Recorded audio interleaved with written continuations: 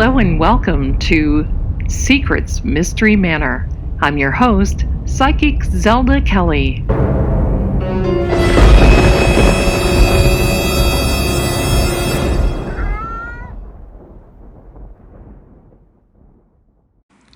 Warning: this podcast may contain sensitive material. It is intended for mature audiences only. Viewer and listening discretion is advised.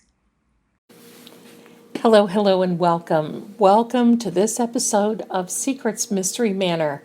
Now, I'll tell you, please heed the warning, okay, that I'm going to put in this one because this is creepy. And if things like this bother you, I'm going to give you a good warning that if you get creeped out or things bother you very easily, click off of this one. We understand. Wait to the next one, okay? But I got to share this story with you. It's really creepy. But first of all, I want to thank Psychic Secrets for our platform today. In order for us to bring this to you, Psychic Secrets really helps to promote these videos, and we appreciate that very much. And so thank you, Psychic Secrets, for your giving this time to us. Okay, so you know the drill, everyone. Here we go. It's time to get your snacks. That's right. Popcorn, chips. I like those red I can't even talk, right? Those red licorice twists. There, I got it out. I like a little bit of candy, and I like a little bit of Parmesan cheese and butter on my popcorn. That's always a good one. But don't forget, now, also to get the drinks. You need something to wash all that down with. And while we're sitting here talking, you may as well have a snack or two.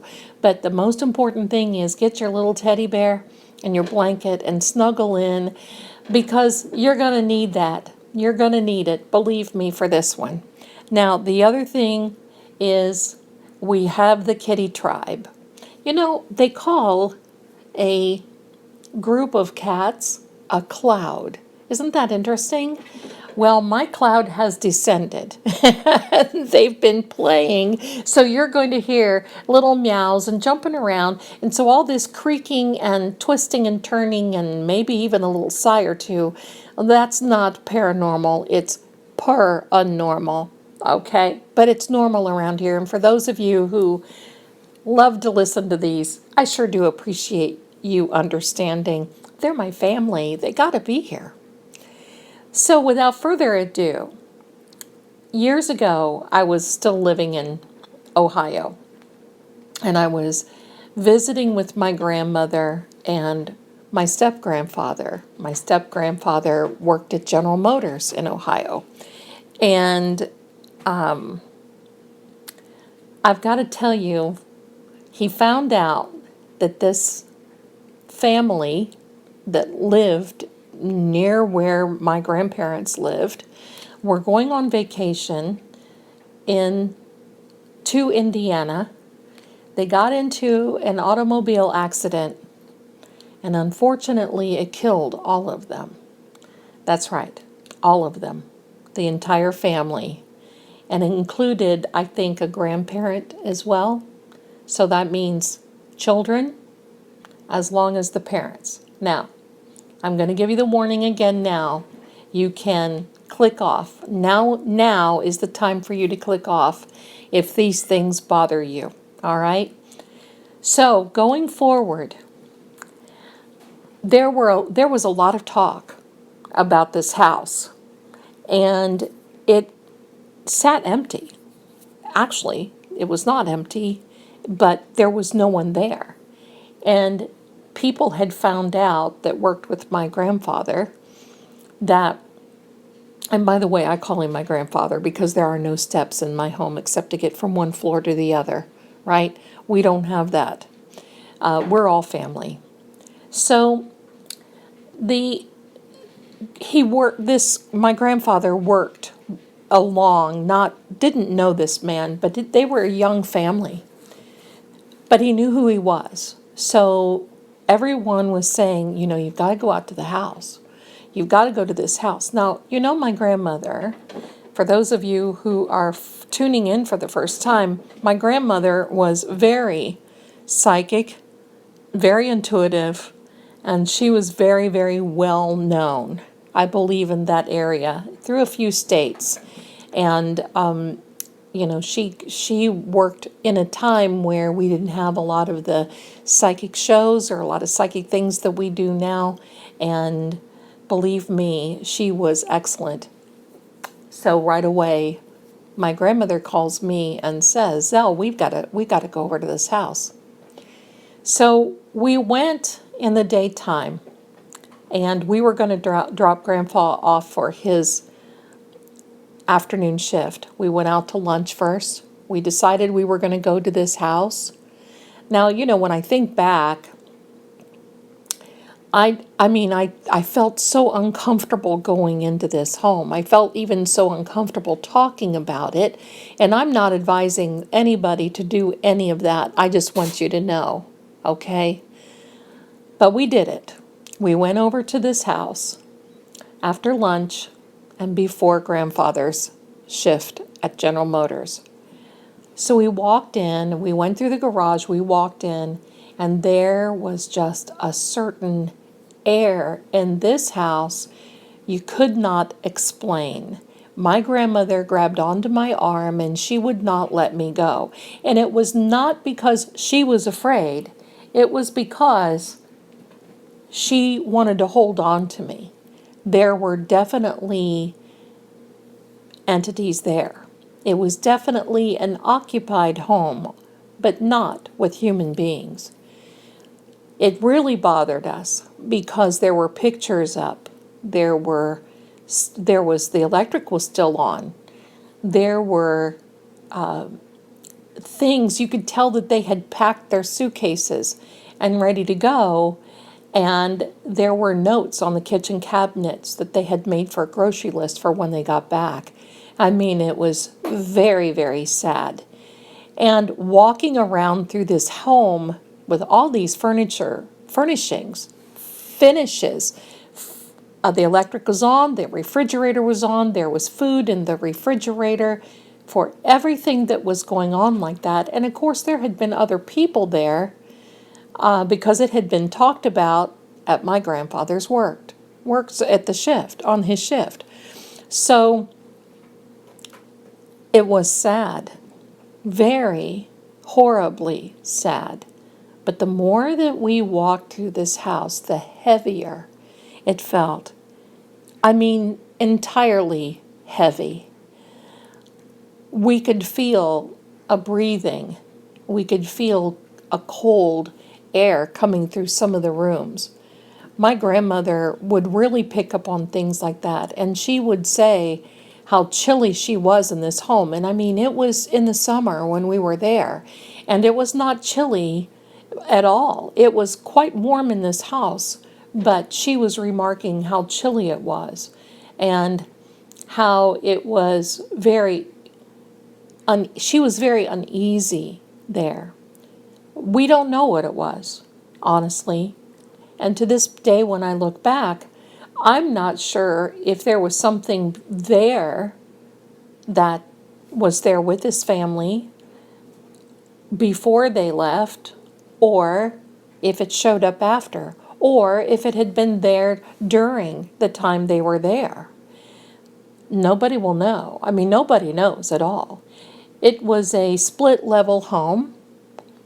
It was just your beautiful little builder's grade split little home, 3-bedroom, 2-bathroom with a little living room on the bottom that they had used as a TV room. It was evident of that. So as we walked around there, we just felt like we were violating their space. And it was because of so many things that had been there. And, nobody was taking anything. That was the good part. The people who had gone there and who had visited, no one was taking anything, which you can appreciate in a particular situation like this. No one was going to take food or furniture or anything like that. No one was looking through drawers. We sure wasn't. The idea of us going was we literally, my grandmother, wanted to see what was there. And if anything would come to us or anything would, or anyone would contact us. So it was very surreal being there. Sad. Pictures, family pictures, clothing. The smell was not, it was not a normal smell. It was not a smell of rotting food. It wasn't a smell of a dirty home. It was a different smell. And we knew something was there, but we weren't sure. So we were walking around this home. But before I continue this story, I want to take a minute and thank Psychics Secrets properly, and we'll be right back. Hi everyone, this is your friend Zelda Kelly, and I would like to take a minute to invite you to stop over to Psychic Secrets. That's www.psychicsecrets.com. There you can find an advisor that can help you with advice, direction, and guidance that you need. And also, you can read our blog, which has a lot of really, really good little articles and information and can actually answer some questions for you. You can find us here on this same site, this Secrets Mystery Manor. We are there. So you're there already if you found us. But we also have another section, which is the Secrets Laws of Attraction. We have some wonderful videos up, and we would love to have you stop by and take a look at that. Now, I want you to know that Secrets really is here for helping the person. We have qualified, experienced advisors on call 24/7. We have the ability to chat. We have the ability to take a call and actually even a video call if you feel so inclined. So stop on by to psychicsecrets.com. That's www.psychicsecrets, that's two S's in the middle now, psychicsecrets.com, and take advantage of our first-time offer. For those of you who have never called before, first-time customer, we have an offering of 30 minutes for $30. You know, we can get a lot accomplished in 30 minutes. I'm so glad that you stopped by today to listen to Secrets Mystery Manor. And I hope you take the invitation to come on over and check out our advisors. We're here for you. So thank you so much. And hopefully I'll see you soon, and you'll see me on there. I'm extension 11. So back to our podcast. Bye for now. Okay, my dears, thank you so much, and thank you for giving us that time for Psychic Secrets. We really do appreciate you. So, we're walking around this home, and all of a sudden, the air changed, and it was almost like the sun had gone down outside, where it started to become very dark in the home. Now, my grandfather was Italian, didn't think about any of this, didn't really care about it, didn't really want to think about the psychic part of this. He was really just, I think, more curious because he had worked with the gentleman, the father of this family. And so we had really noticed, and he did too, that the home started becoming dark. Now, it was, I would say, 1:30 in the afternoon. So it wasn't a time where it would get dark. And it was quite sunny out. In fact, we were looking outside and the sun was shining. There were no trees, there were no anything that would make this or cause such a shadow for it to become so dark. We noticed this, and it had lasted a while. And of course, my grandmother and I hung together because, quite frankly, I was a little disturbed psychically And I was so glad that my grandmother was there. So these noises that you hear in the background are, you know whose, the little ones. So I just want to let you know they're playing. Okay. So glad they're having a good time. So it's still dark, and it's becoming a little darker. My grandmother says, I don't know what's going on here, but and she's doing this certain hand movement, that she had going on, and she would say, now you need to be gone, and you need to move away. There's nothing for you here. You need to be moving away. And it started to lighten up, and we noticed that as well. We heard a few noises. We heard at one point a door downstairs that closed, and we thought that someone else had come there to look in the home. We didn't think anything about it, and we waited and waited, and there was no one there.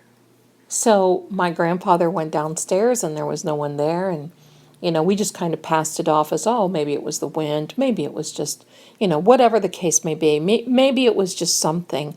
We weren't really thinking too much, although I know my grandmother was, of anything paranormal that was going on. We started walking around, and I was walking around in the living room. They had a pretty big TV for the time that was sitting in the living room. And I would walk past this television, and I wasn't paying attention. Now, of course, the television was off, but you know how it is when you walk in front of a television or you walk in front of something that can reflect, and that you can see yourself and you know who you are. You see, a lamp, or you can see a picture, a sofa, or something in the television. And I walked past, and I thought my grandmother was beside me. And I turned around, and she wasn't there. Well, I walked into another room. I didn't think about it. And when you're in the middle of that, and when you're not going there into a place particularly for an investigation, your mind isn't on these sort of things. Your mind kind of, I think, really passes over anything like that when you're not focused on anything paranormal. And at that point, I was not. But I felt very, very uneasy. And I could feel that someone was behind me, and that's why I felt it was my grandmother. Well, I go in another room, and there's my grandmother. So they had a television in the master bedroom, and my grandmother and I were in there talking about something. I believe it was a bedspread, actually. It was very pretty. And my grandmother, I had my back to the television. My grandmother was at the door, and my grandmother looked at me, and I kind of walked over to the window, and I could see this look on her face that was shock, frankly. The look on her face was, she was pale. And I looked at her and I said, what's going on? And she said, walk over toward the other side of the room for a minute. I walked over to the other side of the room, and I could just see there was an epiphany there in her face, like this light bulb went on. And she said, Zell, you've got to do me a favor and walk past over there again. I did not put two and two together. I didn't realize I was walking in front of a television. And so I walked past this television again. And so my grandmother is standing there rather, and she said, Zell, come on out this way. Let's get out of this room. And I said, why? What's wrong? And she said, no, come on. We're going to get out of this room. So we go into the living room, and the living room was kind of in an L shape and had the kitchen on the other side. And we went in toward the kitchen, and we were looking out the back door and so forth. And And I said, you know, I said, I just feel so sad about this house. I just feel that there's just this dread. And she said, yes, there is a lot of dread and a lot of sadness around this. And we were trying to get to the bottom of asking my grandfather, had there been other family members that were contacted? Because this event, this unfortunate event, had happened very recently from the time that we had gone into this home. And so it was just a few days before. So I'm positive that the funerals had taken place, everything had taken place. And so I said, you know, I think I'm ready to leave. And it was getting ready to really drop him off to work anyway. We go into the living room, and I walk past the television, and my grandfather said, "What in the," and he said a few little choice words. And I said, what's going on? And I turned around and looked, and I'm going to say this right now. The chills are over me. I turned around and looked, and there was another person standing beside me, reflecting in the television. Now that is what my grandmother saw in the bedroom, was me walking back and forth, and this other, I'm going to say entity, was behind me. And that's what I had felt earlier when I walked and I actually glanced at the television and thought was my grandmother. But I hadn't seen this. Obviously, there were really no mirrors in the home. And I didn't really, there was one in the bedroom, but it wasn't reflecting anything except our own reflections. So I just stood there frozen, looking. And this entity didn't move, didn't say anything. When I moved, it moved. And my grandpa, no, we just couldn't say anything. We were just in shock. I mean, what do you say? So my grandmother said, I think it's time for us to be going, you know. And I said, yeah, I think so too. So as I walked past, I had to walk past the television again. I wanted to walk with my eyes closed, but there was a sofa table there, and I was a coffee table, and didn't want to bump into it. And so I kept my eyes open, and in the corner of the of my eye, I saw this. And as I went to move out of the range of where the TV was, whatever that was behind me reached out for me. You could see the reflection. My grandmother screamed.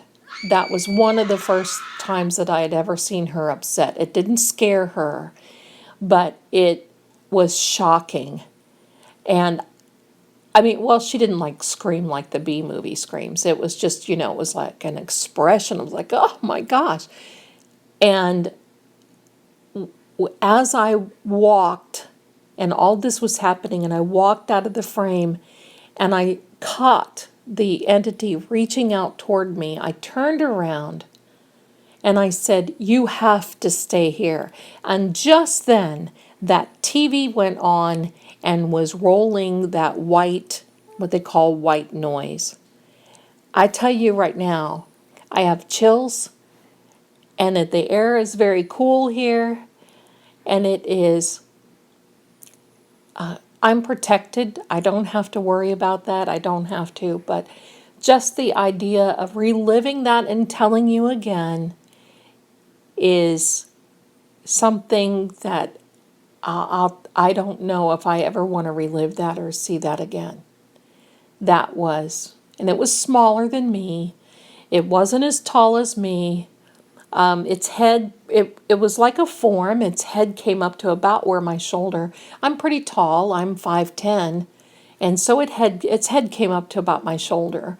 My grandmother was, I don't know, 5'7", 5'8", something like that. My mother was a little shorter than her. My mother wasn't there with us, thank God. But this was, And I say thank God because my mother would have really, really been affected. This was something that was uncanny. So as this white noise is rolling, you can tell there's always interference. Always. You can always tell with a white noise. It just wasn't fuzzy. So this white noise, I had to take a breath. This white noise was rolling, and there were breaks in between. And you could see an outline. We were frozen in our tracks watching this with our mouths open. I don't know if it was trying to communicate, but what I do know is that the three of us were standing in this living room. No one was near a remote. No, I don't even know if it had a remote. No one turned the TV on. Nothing. It just came on, and you could see this entity. Now, I do know that entities come through white noise. And there is this movie that came out years later called White Noise. And you can bet I can't watch it. And this is for one of the biggest reasons why. So, with that being said, we only stood there for a few seconds watching this, and we turned and we grabbed onto each other. And believe me, we hurried out of that house. Now, we didn't make an effort to turn off the TV. It could still be rolling for all I know. I don't know what happened.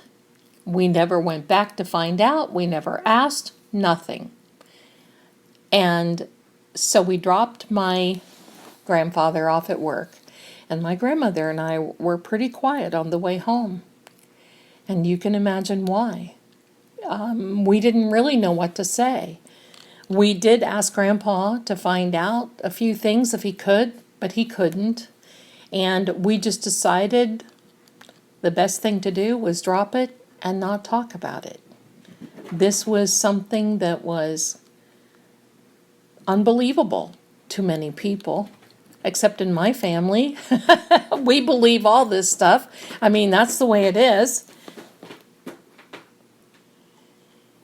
So, as far as I know, it was a few weeks later that they had, I guess the sheriff's office had gotten too many complaints or notices that people were going there and they were visiting this home without invitation.